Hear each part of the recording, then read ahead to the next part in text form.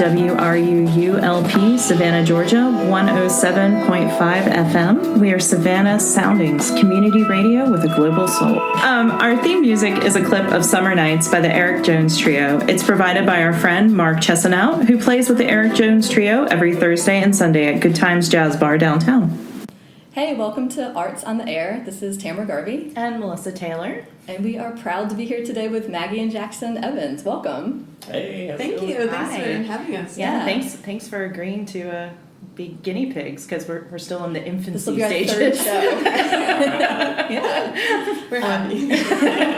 And I will acknowledge you guys are very locally famous. Maggie has a thriving visual arts practice as well, but we're just going to focus on music today because there's so much to talk about just with that. Yeah. So let's just start out. I'm going to ask you both how long you've lived in Savannah and what brought you here originally. Well, we moved here in 2004. Correct. And which is kind of adding up. I mean, I would have to count on more fingers than I have to figure out how long that is. But we moved here initially for me to attend Savannah College of Art and Design to do a master's degree in painting. And we both grew up in Logan, Utah, and we had finished our undergraduate degrees there, and we were looking for an adventure, so we just kind of packed up and made the move. we only intended to be here those 2 years, and and here we are. That's a similar story to my husband and myself. Like, we moved here so Tim could go to SCAD, and he did his master's, and here we are. It's like everybody intends 2 years, and then you're like, right.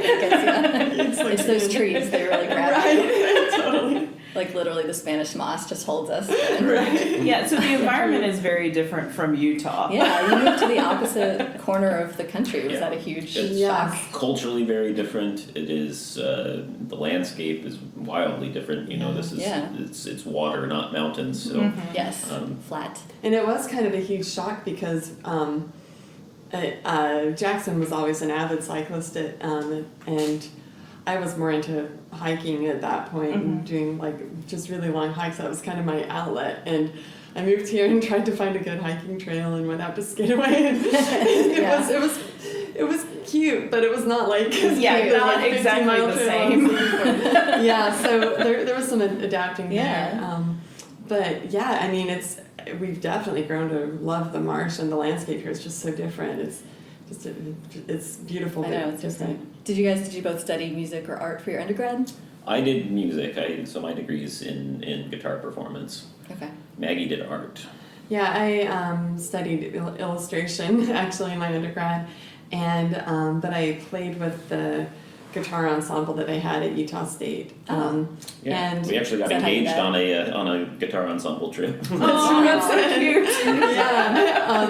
The guitar professor at Utah State, who's been a very important force in the guitar education world, has also been playing with my dad, who's a musician, since the late 70s. Wow. So they're kind of like musical partners for a long time, and so Jackson was studying with him, and it just kind of ended up being, I ended up hanging out a lot, and he was over at my house hanging out and jamming a lot. And those early days when we were dating in college, almost every Sunday we'd have some sort of barbecue at her family's house, and then it would become a jam session, which would sort of become private lessons with her dad. He would give me tips and teach me things and teach us songs, and that sounds so magical. It was pretty cool. It was cool, and that's why I always say I didn't mean to play bass, but it was I'm not gonna just sit there while they're playing and not do anything, so I might as well. So that's how you two met, is through music. Mm-hmm. I love that. Yeah. And was your family musical too? Not on the professional level like her family. My dad was a rock and roll drummer. We actually were in a band with him in college. He was the drummer in our band. And then her cousin was the singer also. Wow. Yeah, it was so it's a Partridge Family. I know. I was just about to say that. Many iterations, yeah. Being from Utah, it might be more like Donnie and Marie. Okay. How did you each choose your instruments, which you ended up with? Maggie has a whole list to go along with bass.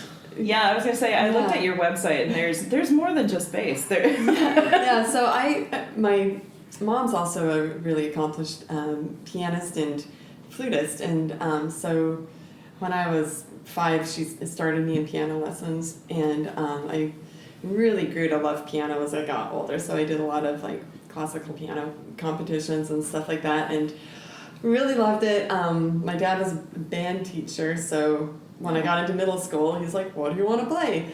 And I was like, "I don't know," but it wasn't like a, "Do you want to play in band?" Yeah. It was like, "What are you playing?" And he's like, "Oh, French horn. Like they need good French horn players."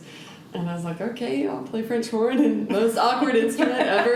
Very obscure. Yeah, exactly. And I played that all through high school, but when I was about 14, my brother and his best friend were starting like kind of like a Nirvana style like grunge punk band, and so they needed a bass player, and Dad's friend Mike, who's the guitar professor, his son was selling his starter bass, so Dad just kind of came home with a bass and was like, "Maggie'd be a good bass player." And my brother actually was like, "Oh yeah," and because we were really good friends, and we just cool. So it was great because I didn't care that much about bass. I didn't really take it seriously. It was more like about being a cool bass player, and so I think it was a lot that freed me up to just kind of not be scared to like play by ear, not feel like I was doing something wrong. Whereas with piano, it was like so structured, and reading the music, I just couldn't like get away from it and play jazz. So like I almost just had 2 different brains between bass. Yeah, totally. Piano. I know, and we've talked a lot about how we had really similar music tastes at that age, and like the Breeders were really big, and had the female bass player. So many, really Sonic Youth. When we were playing in high school, Maggie's amp had spray painted Kim Gordon as God on the side of the amp. Yes. I still kind of believe that. So Yeah, how did you go? So I wanted to be a drummer, but I think my parents knew what having a drum set and a teenager in the house would be like. Smart. And drum set cost money, and my uncle had a guitar, so they got me a whatever free hand-me-down guitar was available, and that was my first acoustic guitar, and put me in lessons, and I started doing that. All right. Yeah. So not quite as involved as Maggie's. But we actually started playing together in high school. Yeah, I met your jamming. brother first through guitar. So I met her brother. He was also a guitarist, and we started jamming, and then Maggie would show up. And it should be noted, she had green hair when I met her. She was all punk rocked out. I wanted to ask, just kind of bring it up to modern day. I know, so we'll address later, Maggie recently had an accident and is in recovery from that. But in general, what is you guys' sort of performance schedule around town and your various bands? Right now, I'm doing Mondays in Hilton Head with the Jazz Corner. I'm doing Fridays and Saturdays at Rancho Alegre. That's our sort of our home base your city flagship gig. thing. And not much else. I'm also playing with Damon and the Shit Kickers, which is my sort of closet outlet. Your closet bluegrasser? It's very, very different from what I'm known for doing, which is playing jazz guitar. It's very loud, and I get to shred my country licks. Do you have boots that you bring out? I bought some new boots a few weeks ago.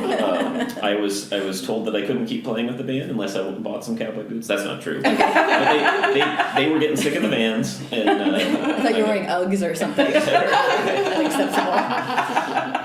Yeah, that would be very unacceptable. So I got me some Ariat Western boots.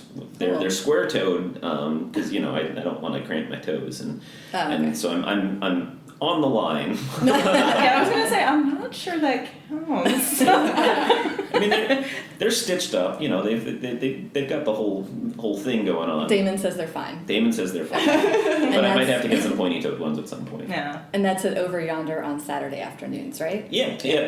Once or twice a month. Yeah. Yeah, that's cool. Yeah, I love that afternoon music. This afternoon, actually. That is a great sort of country bar. Fun to go to. So On the fun. Fayetteville spot. Yeah. And how about you? You also have various styles of bands you play with, right? Yeah, and I've kind of, it ebbs and flows through the years, so we've kind of whittled it down now to just kind of focus on the venues that we really enjoy.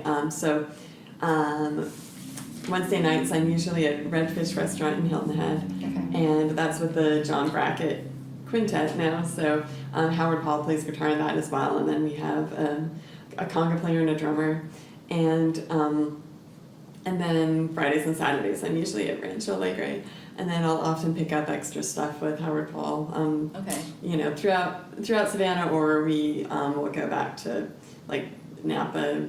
Yeah, she's done some great gigs with Howard out west. That's a cool connection. Yeah, it was fun. How did you guys meet him? That's also a pretty cool story. Actually, yeah, this is we go way back at this point. Yeah, we're going back to 2003 at the Telfair Art Fair. Yeah, Maggie exhibited at the Telfair Art Fair in 2003. And mentioned, well, she ran into Howard, who was playing the event. Okay.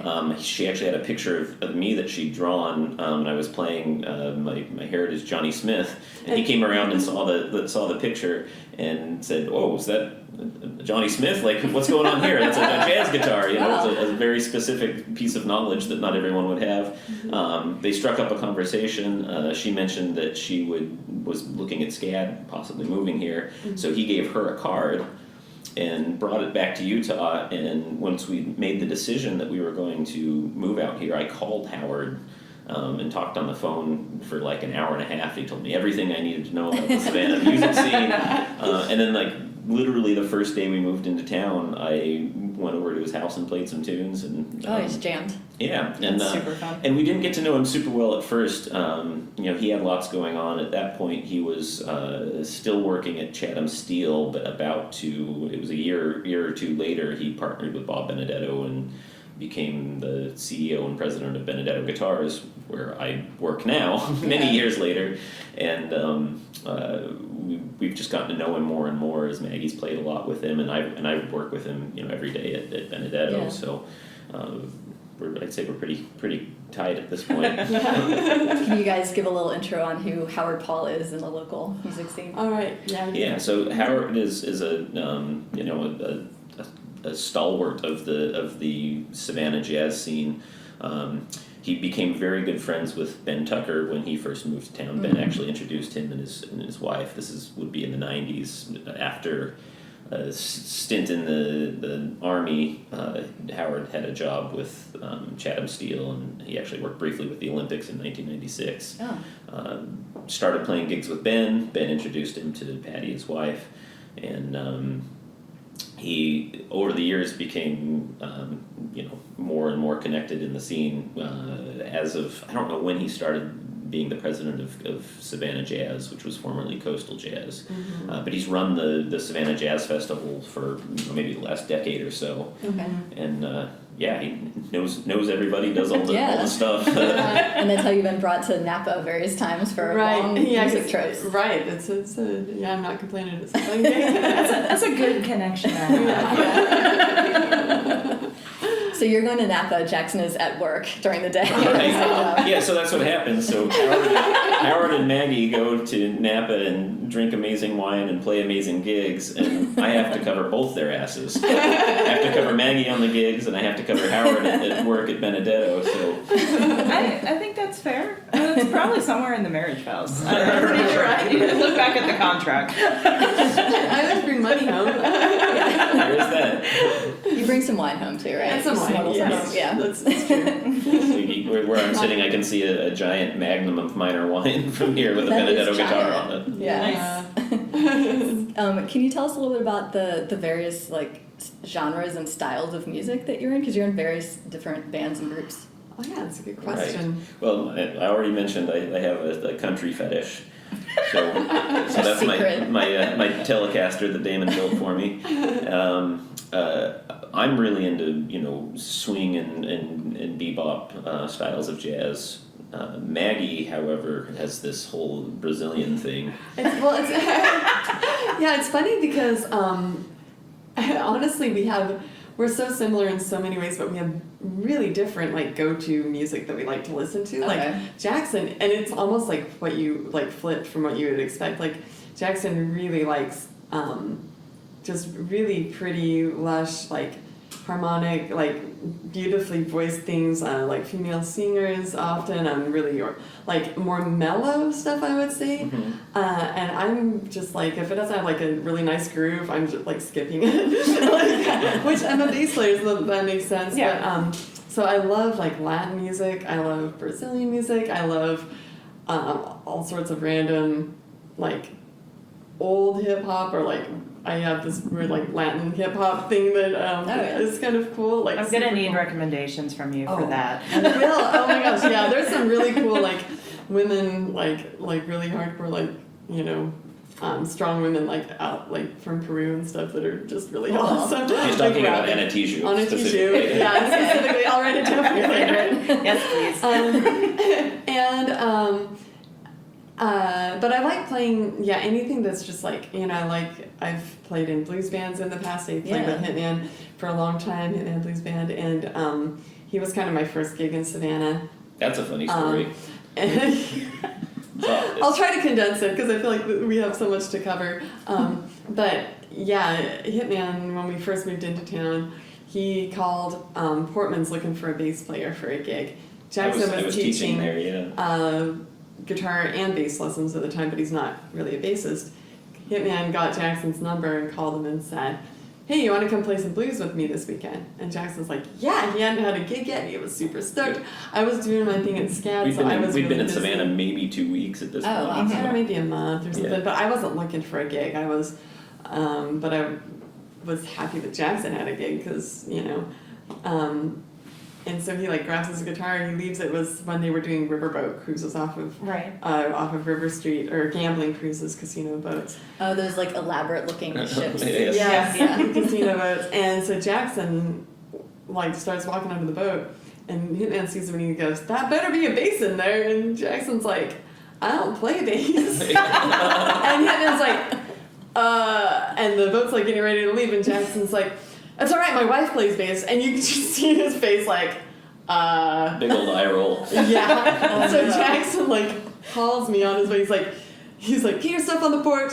I'm picking you up. They need a bass player." And I was like, "Oh, come on." I was like, I had my day planned. I was like doing laundry. I was like, okay. So I like hurried and changed and got on the porch, and Jackson ran me to the gig, and just like as the gig went on, I think Hitman realized that I like actually knew what I was doing. Wow. And so like by the first break, he's like, "Hey, I have a bunch of gigs coming up, so do you want to play?" And like I'm trying to put a trio together. And from then on, it was like 5 nights a week for like the next 5 years. And you were in grad school. And I was in grad school. I was working a lot. Yeah. So. And even for a while, when school was going, I would play the weekday gigs on bass. Yeah, I learned to play bass just because they were 10 to 2 at Savannah Blues. Like. Yeah.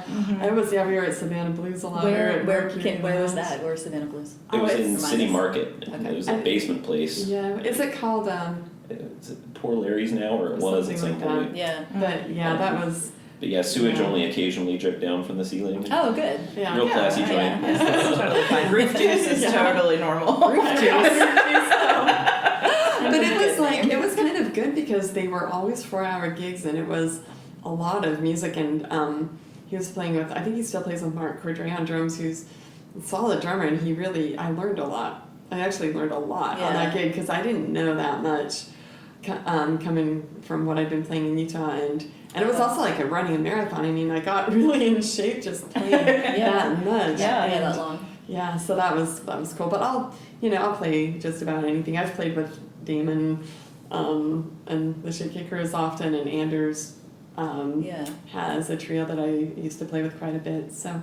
Everyone always needs a bass player. There's another eye roll when you showed up and Anders saw the 6-string bass. Why is that? Just think the country thing would be, you want like an old school 4-string bass that, is going to sound all muffled, and you see a 6-string bass and you expect all the slapping and the wrong tone. I was completely familiar with a 6-string bass. Yeah. Yeah, it's just what I've like playing. I like the different options, and for jazz or something, you can solo and do some different things in different, more high notes. Yeah. Well, we're gonna focus this more on the music, but you talking about playing and the amount of gigs in grad school and all that stuff. One of the things that I wanted to ask you is how do you balance the music, the art, being married, having a life, doing all the things. Like that, it's a lot. Like I looked at your website and like all the things you do. I'm like, wow. Yeah. It's a lot, and like I know, and then you throw like bike racing on top of it, and like training like 10 to 12 hours a week. Yeah, I mean, it's ridiculous, and we're like, but it's all like so fun. It's like sometimes we're just like. We need to cut back. We we're don't really exhausted, have free time. Yeah, I mean, always doing something. Yeah, I mean, and I think that's kind of what it comes down to is like we do a lot of it together, so that's fun. So we aren't trying to like we're not like leaving our spouse out while we're out riding our bikes, or we're not leaving our spouse out while we're out playing gigs, which happens a lot. But we play enough different gigs that we don't get burned out on playing with each other too, which is huge. You have to balance it, and then. The studio time is hard. I just have to be kind of like really protective of it and schedule it in and just make sure that, because that's the first thing to go, because it's up to me, and it's really easy to like just, Yeah, and the music is like a paid gig. Like it's time to be there. Yeah, people are going to get mad if you don't show up. Yeah. Exactly. So, I mean, I feel like I'm kind of constantly struggling with that balance. But it's also like such a invigorating thing, and then the music and the art, just it's different parts of my personality. I need that time where I close my door and I'm in the studio. I'm not answering my phone, and then the gig outlet is like a really that kind of ends up fulfilling for me like the social outlet. Yeah, most people don't know that Maggie's an introvert because they see her at gigs and she's bubbly and warm and social and talking to everybody, and then she comes home and it's like studio door shut. That's her recharge. I call that extroverted introvert. That's so true. Absolutely describes. That's exactly Do you consider yourself to be introverted or extroverted? I'm less introverted. I definitely need alone time, but I'm more social. I like to go out and do stuff with friends for fun, and Maggie just wants to work all the time. It's like if I have if he has a night off, like Wednesday nights are Jackson's night because I'm at Redfish, and so he'll usually go get a beer with me, it's like I'll get a beer with my something. friends or something, But like Monday night when he's at the jazz program, I'm like, thank God I can just go in the studio and not talk to him. That's the weird balance of I love my husband and I love when he's around and I like spending time with him, but dear Lord, I would just like 3 hours in our house by myself. That moment of just having the just time to yourself to do whatever you need to do. Absolutely, and just having the energy of just the house being, and I think at least we both understand that of each other, and it's that's important. Well, we're both so busy. There are definitely a lot of times when we're away from the house while the other one is there too. So we just have lots going on, so that happens. Yeah, that's nice. We've talked before about how for fine artists that usually your personality type is such that you either you like it or not, but the way that you work is that you're alone and you're just working on things yourself, and it's self-directed, and that runs up against then when you need to go to a craft show or a gallery show and sell your stuff and talk to people. So it's interesting for you where you have these very different performance things. Art dealers love her because of that. Any of the galleries that she shows in, they always seem totally surprised that she can. They're used to these introverted artists that don't have social skills, and then she shows up to an opening and works the room like it's a gig. No, that's actually helped me a lot, because I mean that's not my natural state, but after playing gigs for 20 years, you learn how to do it. I feel like I do have to stick up for just introversion in general. Well, I think people think that it means that you have no social skills and you're this weird hermit, and it doesn't. It just means that you then need to be alone and recharge. Exactly, and you can't. And some people kind of struggle with being alone and not being around people, and that's not a negative I didn't either. mean to imply that introverts don't have social skills. I was implying that artists don't have social skills. I mean, you're not wrong. That actually is funny because we've talked about this. You go to a party with a bunch of artists, it's not nearly as fun as a party with a bunch of musicians. I can see that. Yeah. That's funny. Before we moved to Savannah, my dad gave me his advice for, like, if you guys want to play gigs and, you know, get into the scene and everything. His advice, it wasn't like, you know, like, practice, make sure you're on top of the game. He was like, you have to master the art of the hang. The hang? The hang, like yeah. after the gig. Yeah, he's like, or, the hang is and that's everything. like really what it comes down On the to. networking, right? Yeah. So you guys, you have your regular thing Friday and Saturday nights out at the Cuban restaurant. Do you go out after that too? I mean, we used to more, but when we started racing bikes, when I started getting in on the bike racing, it's like, you know, getting up the next morning. It's the morning, yeah. So I think that's actually kind of what his, I would say in everything, this kind of social stuff has gotten cut back. Like, Yeah, I would say Yeah. so too. Yeah, we rarely go out after the gigs anymore. yeah. Yeah. You must be unusual where you have this late night career and then this early morning super physically active. It is not super compatible. It is not. It's a tough. struggle. Most Oh my musicians gosh. are sleeping it off in the morning. Yeah. And even you know the travel for it is Oh. you know we have to plan so far in advance to make Yeah. sure we get gigs covered if we want to go do a race out of So town. I have to tell, like last June, not this past June, but last year, there was a race in Macon that we both wanted to do, and it was like a little past Macon, so it was a 9 a.m. start on a Saturday morning. So about a 3-hour drive that you have to get down a little early to get your bike together and everything like that. And so we're like, but we were just kind of in this like crazy, like, let's just see if we can do it. So we played Rancho the night before. We got up at 4:30, grabbed our friend Justin, got in the car, like, drove to the race. We both won. We both won. Wow. That was the first thing that, So we slammed it out. We hurried and we're like, we have to be back for a gig. Can we do like the awards like really fast? And so we like got our medals. This sounds insane. It was insane. We drove back home, hurried and showered, and went to Rancho. And like, I think if we hadn't won, we wouldn't have had the adrenaline to carry us. That's an insane turnaround. It was an insane turnaround. Yeah, but it was kind of invigorating. So what was the race length? Oh, it was so fun. It was actually there was a long course and a short course, so we had to do the short one. So it was like 30 miles. Yeah. And Just 30 miles. It's fine. Yeah, 30 miler. And and it's all on dirt roads.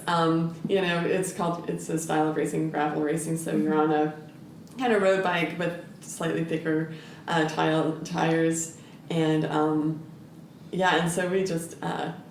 Sometimes loose gravel, sometimes a little bit rolly, but it was really fun and really pretty, and you know, just kind of went really, really hard the whole time. I can't remember how long it took, maybe Hour and change. Yeah. Wow. I feel like it's intimidating for up and coming musicians to listen to you guys because nobody else can match this pace of activity. You guys are setting the standard in Savannah for way too high. I did want to ask briefly, so I know you moved away from Savannah for a while to live in China, and you performed there too. Can you talk a little bit about what it was like to be musicians in China? Oh my gosh. I mean, just living in a foreign country was, you know, the culture shock, and that brought its own challenges. The music part was very cool. I would say just to set a premise, being Western, you know, as opposed to like, you know, Asian, Eastern, so we were, anyone, you know, like on that side of the world is referred to as like Western.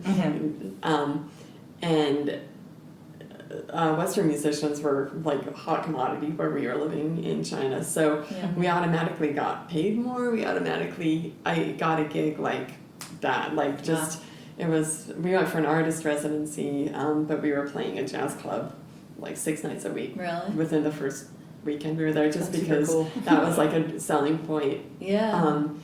And I'm going to say one more thing. I didn't mean to cut you off, but just to kind of like set the stage for it, the Chinese population, what we noticed, and this might have like changed since then because stuff accelerates so much, and we were there in 2011, but Western music seemed to all be lumped together. So there wasn't like this like, oh, I only like jazz or I like rock or whatever. Like there was just like they loved all of it, and we had like people would want to hear country roads, and then they'd want to hear Black Eyed Peas, and then they want to hear like, and they didn't just we're like, we're jazz musicians, we're not going to play My Humps just because we have like a male and a female singer, so there was a little, but I think maybe it's just a result of China being kind of closed off from Western music for so long that they got it all at once, and it wasn't this lineage. If you don't get it in a linear way, it's hard to place Frank Sinatra somewhere differently than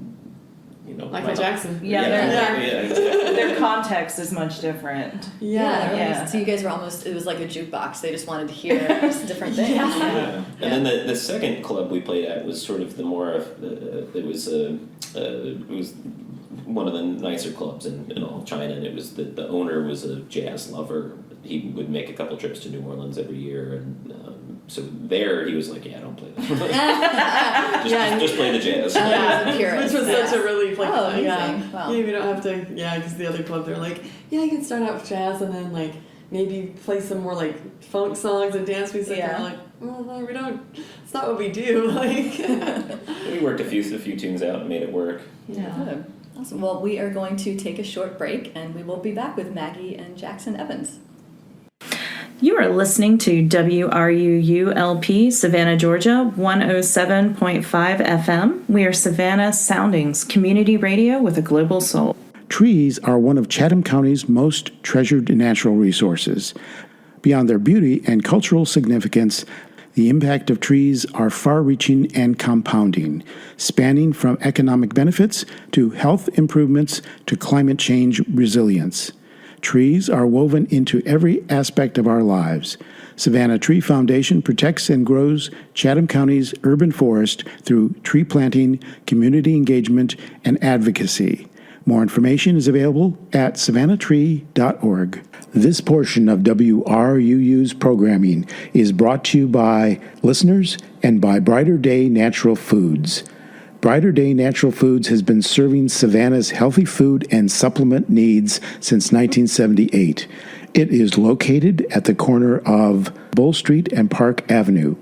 They have online ordering and curbside delivery available, and now a walk-up window for smoothies, juices, and sandwiches from the deli.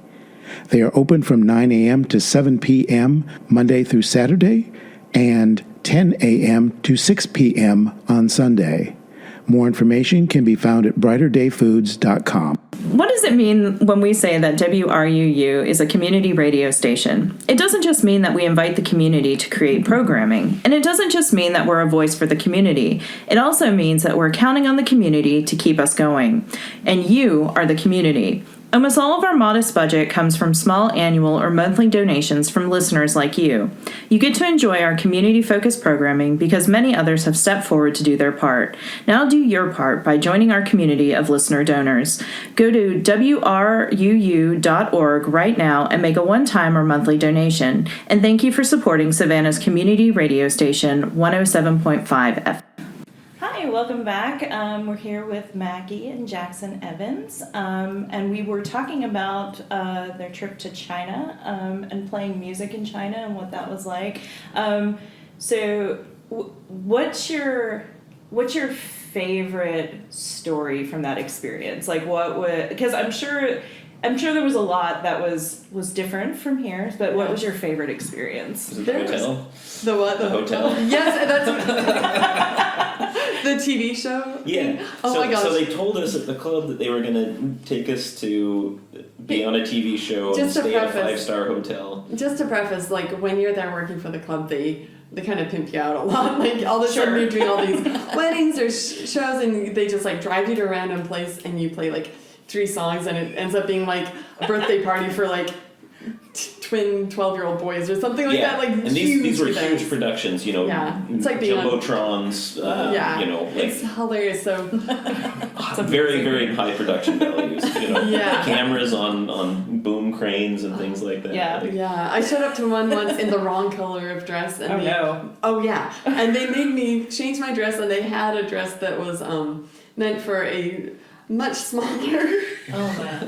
Was it very short? No, it was a gown. It was like a prom dress, but they couldn't zip up the back. Oh.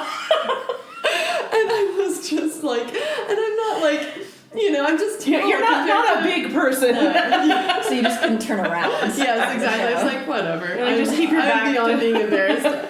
So they told us that we were going to do this TV show on a specific day, and then it just didn't happen. And then a few days later, the manager came to the gig, so we get done at like midnight, and he's like, we're leaving after the gig.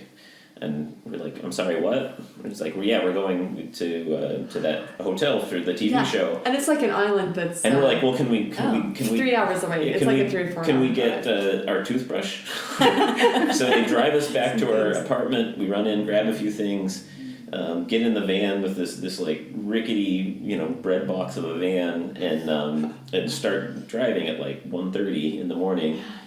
We get the sun's like just about to come up. We've been driving for 3-4 hours, and we're almost there. The driver pulls over and just decides to take a nap. Oh my So we're god. just sitting there, like We're like 20 minutes away from the hotel, and fortunately our drummer spoke Chinese, and is like, after a few minutes, he's like, "Listen, dude, we're almost there. Yeah. Let's Can go." we just Yeah. Did you nap in the hotel? So they drove us to the So they drove us to the hotel. We get to the hotel at 5 a.m. Amazing hotel. It's a gorgeous hotel. They give us a room, and they're like, you need to be At sound check. at sound check at like 8. Oh god. Or like, I think it was 10 or 11. I can't remember, but I think I opted for like an hour nap instead of a shower. So we just like fell asleep for a little bit. We went down to sound check, and I think he just said it was a party.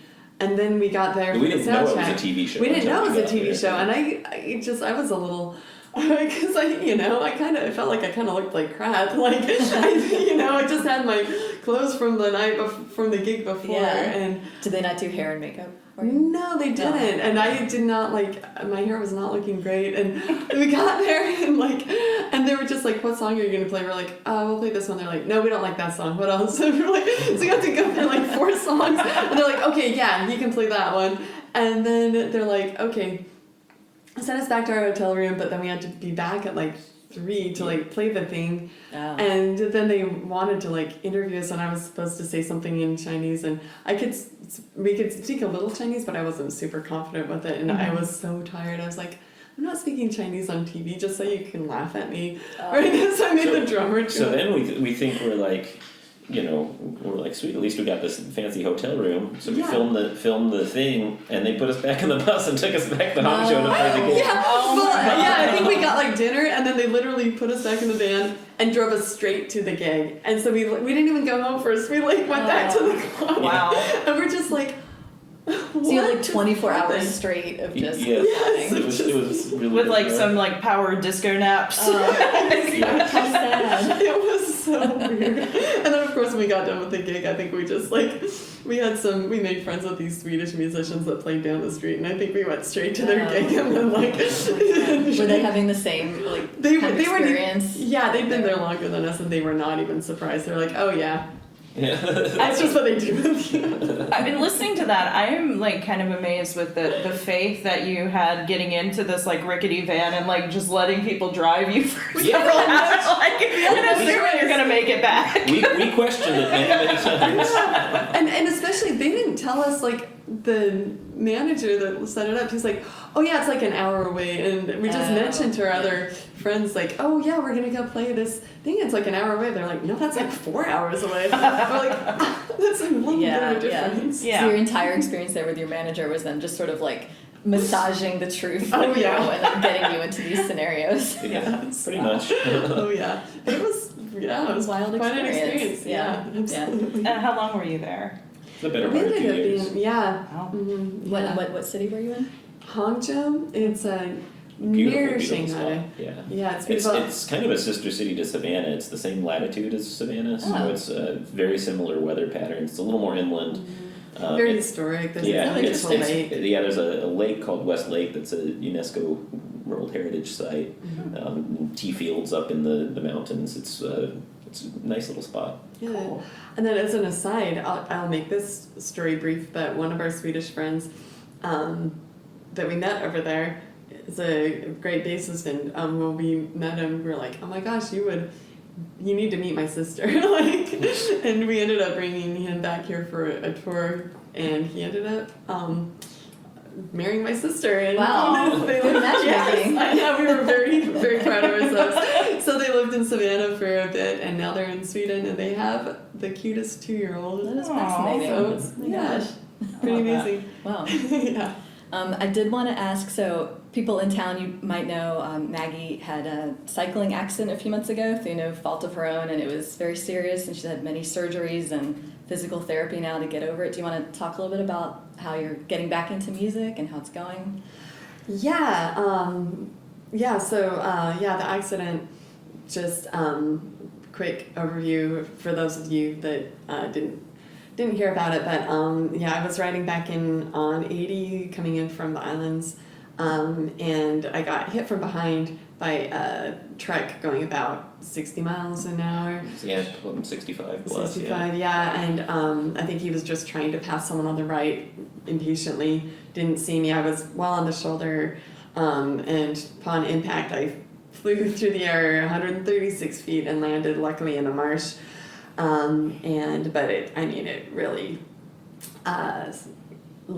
broke some vertebrae in my back, and other, lots of extensive internal injuries and, some other broken things. So that was in April, and I've been recovering from that for since then. And so everything's gonna be good, which is pretty amazing. So, a couple more millimeters in my spine and I might not be walking. So, I'm working on walking now. It's taking a little longer than I wanted, but in the scheme of things, it's not taking as long as we expected. Very on brand for Maggie is a miraculous and speedy recovery. She's months ahead of what most people would be doing right now. I think it's amazing. Yeah, but it has been a challenge getting back to the things that I want to do. I can ride my bike on a trainer inside, and that's amazing. I can ride my bike better than I can walk right now. And I've been able to get out to the studio, and I can work on little paintings. And my back, amazingly, is more flexible than I was expecting it to be now. And there's some numbness, but not really a lot of pain. The playing has kind of been the last thing that I've started getting back into. They did have to remove part of my lung. I'm not sure the details on that. Jackson, your lung was bleeding, so your lung and your liver. That was the most emergent stuff. That was what almost killed you. Yeah. But she's still working to get back to her aerobic baseline with the lung stuff. Right. So. Yeah. So that's kind of singing stuff is the point. That's what I was going to say. So for singing, I can sing okay, but I just cannot hold notes. Right. I still have my full range as far as I can tell, but it's just I have to breathe a lot more, and I just don't have the kind of sustain. Yeah. And then as far as bass, I haven't really picked up my big bass yet, and the thought of wearing it right now seems pretty impossible. But I have a little bass, and I've been able to kind of play on it, and my fingers don't feel weird. And play? Is that just awkward positioning? It's a little awkward. If you've ever seen Maggie play, she does not stand still. I've never been, and part of standing, I can sing much better and get better support when I'm standing than sitting. I'm always really impressed when people can sing while sitting, because I've just never been that good at it. And also I think just sitting in one position in general tends to be a little uncomfortable right now, so I don't know if I'd probably end up getting a weird crick in my neck or something. So I'm still kind of, I'll have to ease back into it, and I'm not quite sure when that's going to be, but at some point I'll probably start by just kind of showing up and sitting in before I commit to a full gig. Just yelling at Jackson. Exactly. Go heckle. Yeah.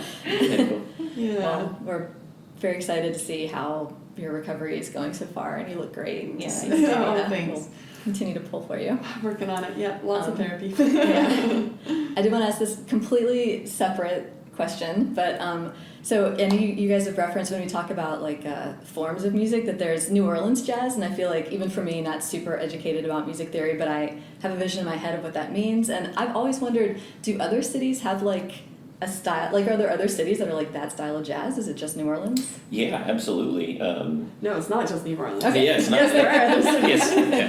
Yes. Yeah.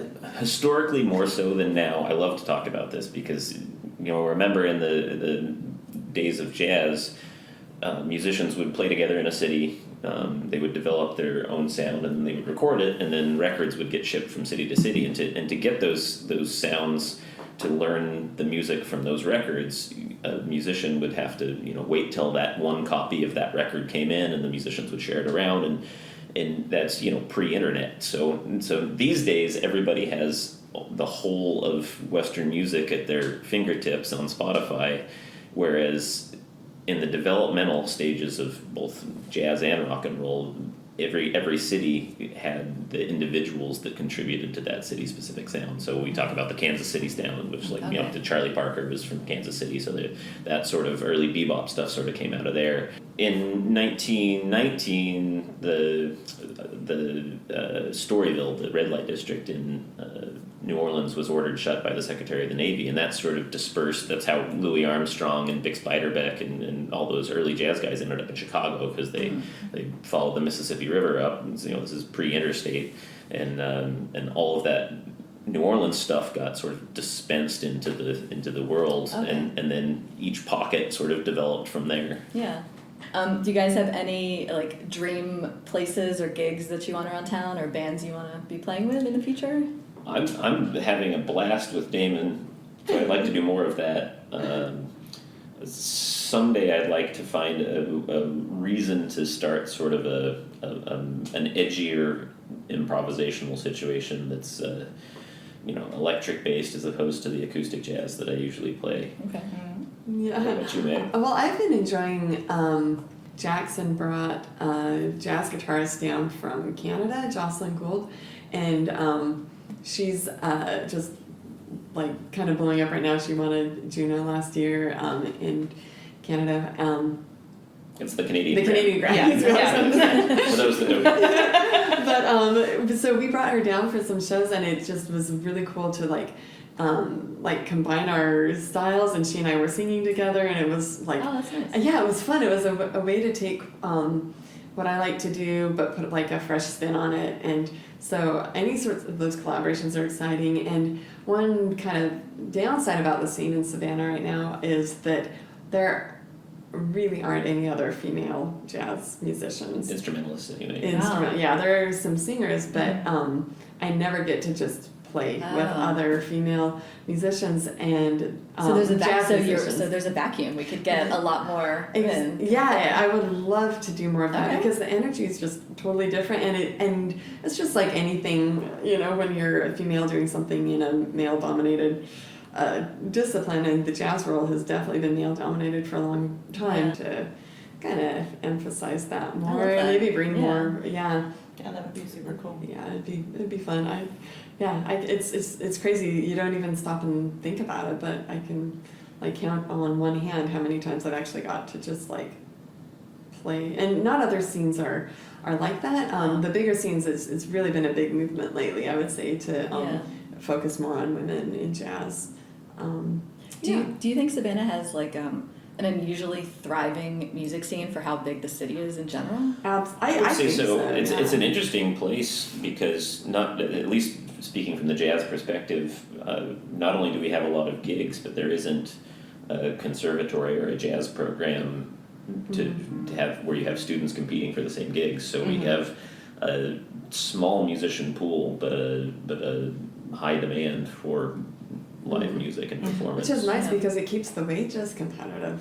Lucky here, and it honestly does come down to restaurant owners or venue owners that really value and respect the music. I mean, Juan at Rancho Alegre. Yeah, we're very lucky to have that. He is passionate about jazz, and he loves it when jazz musicians come and sit in, and it becomes like a hang and a thing, and it's like such a random cool venue that's just become a thing because Just because he's passionate about it. Yeah. Yeah. I feel like most restaurants, they need all their space for tables for bringing in money, and you're not going to like carve out a whole part of it just for a stage. Exactly. Yeah, it's Yeah. pretty amazing. I was wondering, since you guys have been here for so many years, what do you think about, like, has the trajectory of the number of places around town to play, do you think it's getting better over time, or do you think it...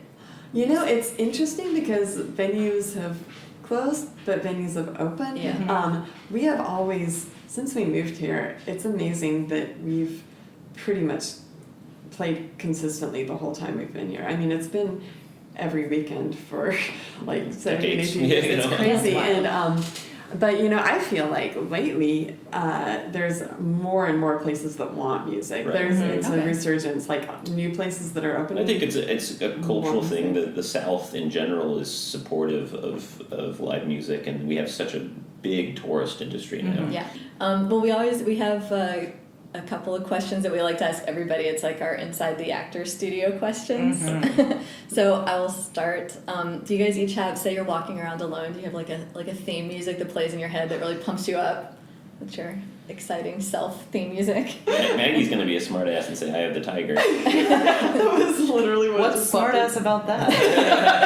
Pumps me up, okay? No, I caught myself the other day, just like, Jackson said something like, oh, I've got blah, blah, blah stuck in my head, and I realized that I had this, like, soundtrack running through my head that wasn't, like, a real song, but it was, like, very lively and, like, just, like, it was like I was kind of, like, making it up as I went, but it was, like, had a certain groove and, like, different chords going on, and I was, like, singing it to myself, and I didn't even realize it, and I was like, that's not even a... But it was that's not even a instrumental? thing. Yeah, it was just, like... Okay. Like, It's like a musical score. it was like my theme music, yeah. It would be nice to be a musician. You could just create your own theme music as you're walking along. Like that's pretty weird. It was very subconscious. And I usually just have whatever I'm working on stuck in my head. Okay. Yeah. Yeah, but you know what is weird? I've noticed in bike races, like if I'm doing something really intense and like kind of thrown down, and also I need to be really focused so I don't like hit something wrong or something, I get like very relaxed bossa novas in my head. It's like not intense, it's like wave or something, like definitely a gig song, but it's like I'm like maybe kind of trying to calm myself down. Yeah, interesting. It's weird. Interesting. Yeah. That is interesting. I know. Yeah, not many people when they're in the zone, like athletically, are listening to bossa nova. Yeah, no. It's really weird. Yeah. When I used to, in high school, I used to run, and I remember I'd have like Green Day songs going through my head because they were so fast, and I felt like it was making me do better. Right. I used to listen to the same album all the time when I was on the treadmill, and it was one of my friend's bands. So anytime I would go to hear my friend's band play, like I psychologically felt like I was working out. Yeah, I was like, kind of yeah. Do something for myself. Yeah, exactly. Anyway, Totally. So Maggie, what one person in kind of the musical field, like a bass player, would be most influential on you? Oh, this is such a hard question for me because I feel like I've never like sat down and like emulated other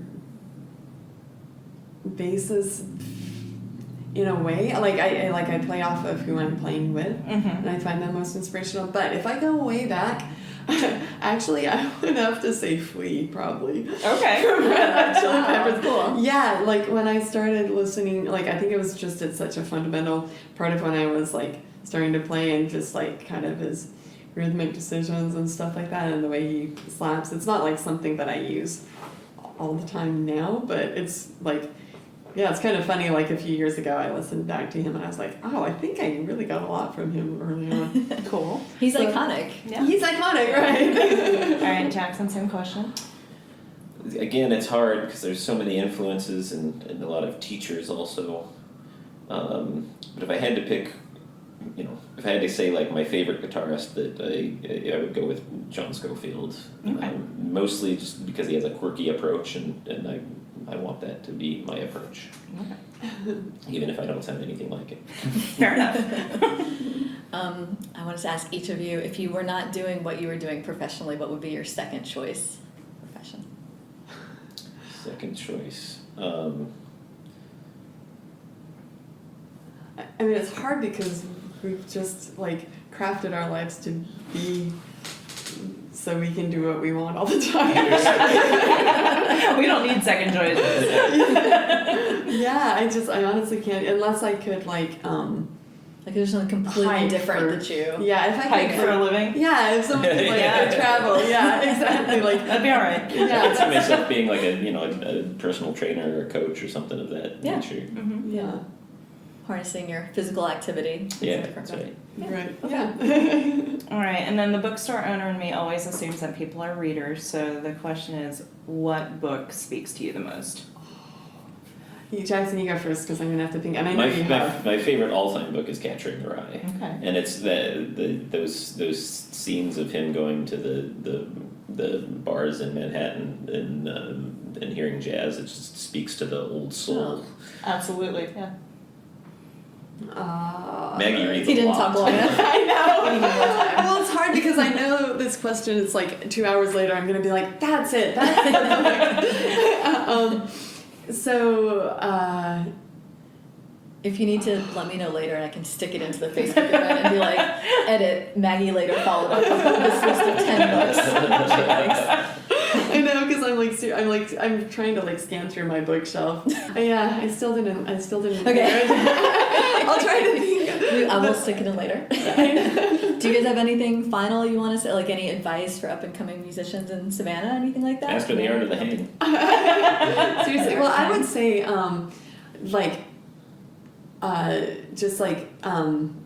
always remember to like approach music with openness, and approach the scene with openness. Approach it with like music. It's not about you. It's about what you're creating with everyone else around you. So you should not be thinking like, I'm going to play this awesome solo. You should be thinking... Never have an agenda. Never have an agenda. Just you should be responding to what's going on around you, and you should always be listening to what you're doing in the context of what everyone else is doing. And it takes a while to get in that place, but I mean, I think it's just such a...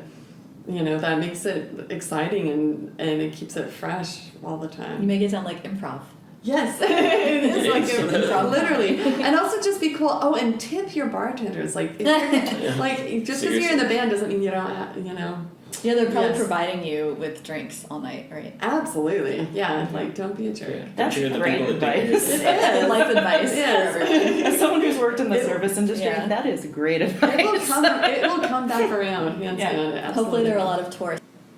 Here are some fun creative events coming up this week in town. On Friday, there are a bunch of things. There's an opening at the JEA. It's Sean Grenville Emmett landscape photos, especially of the Southwest. There's also an opening at Sulphur Studio. It is called Entanglements. It's a duo exhibition by Matt Toole and Ruth Sykes.